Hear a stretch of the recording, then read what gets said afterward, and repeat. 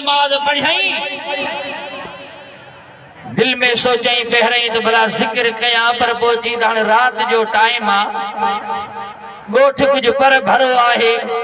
हाणे नमाज पढ़ियम वञा थो बाट सां जिक्र भी कंदो वेंदुसि पंध भी निभरी वेंदो हिन फ़कीर जो रस्तो हुई जेको वरतई सो हुयो कब्रिस्तान जे विचां जिक्र कंदो पियो वञे ओचितो हिनखे सद थियो फ़कीर मोटी आ पोइ ते रात जो टाइम हुजे कब्रिस्तान मां आवाज अचे छा था सद थियो त पोइ ते मोटी आ फ़कीर पोइ पेर मोटी आयो आहे इनके सद पिया थियनि त पोइ ते मोटी आए फ़कीर ज़िक्र कंदो पियो वञे पोइ ते मोटी आयो छा ॾिसे त हिकिड़ो शख़्स उरह जेतिरो क़ब्र मां निकिरी करे ॿाहिरि बीठो आहे फ़कीर खे चवे थो त इहो ज़िक्र जेको तूं कंदो पियो वञी इहे 4 तस्बीहूं मूंखे ज़िक्र जूं पढ़ायूं आहिनि हिन फ़कीर अर्ज़ ॿुधायो त तोखे कहिड़ी ज़रूरत पई आहे पंहिंजी मर्ज़ीअ सां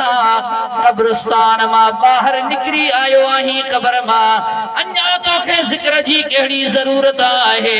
चयाई ठीक आहे मूंसां भी मेहरबानी आहे पर जेको ज़िक्र इहे जेके करे हिन कब्रिस्तान में आया जेका इन्हनि सां मेहरबानी आहे साम्हूं सां भी कान्हे का फ़कीर चयो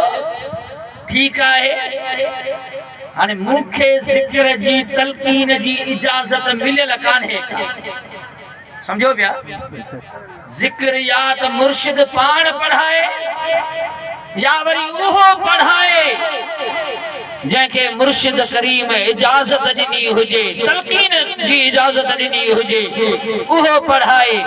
मूंखे अहिड़ी का इजाजत मिलियल कान्हे का त मां तोखे जिक्र पढ़ाया पर हाणे तुंहिंजी ॻाल्हि आऊं मुर्शिद जे हुज़ूर में कंदुसि ज़रूर या पो तुझो पहुंचाए छॾींदुसि पोइ हाणे मुर्शिद आरिफ कामिल आहे उहो जो मेहरबानी कंदो त देर आहे सुभान अल्लाह जोर सां जो हबीब करीम सल्लल्लाहु अलैहि वसल्लम जा प्यारा उम्मती ओ फ़कीर रवानो थियो आहे अची करे हज़रत रोज़े धणी जी बारगाह में जॾहिं पहुतो पाण फरमायाऊं त जॾहिं उन क़ब्र वारे निकिरी करे तोखां ज़िक्र घुरियो